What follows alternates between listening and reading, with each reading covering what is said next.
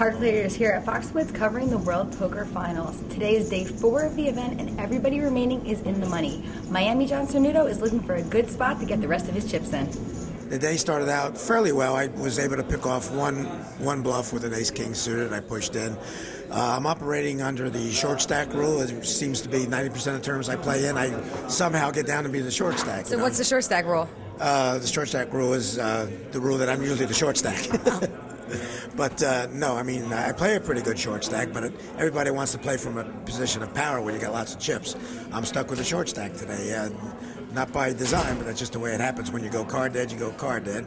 And then you get to a point where you just have to take a stand, and I'm just about to that point. Probably about 3 more rounds of blinds, and I'm going to have to take a stand. About how many chips do you have right now? I got about 160, started the day with 220, so not doing too bad, but the blinds are going up to 5 and 10,000, so there's not much more decision-making for the short stacks. It's either all in or fold. And you have Freddie Deeb at your table. He's a pretty aggressive player, right?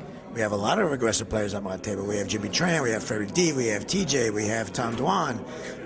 It's like Christmas in Connecticut out there. The only thing is you got to hope you have a hand because they'll never let you see a flop, you know.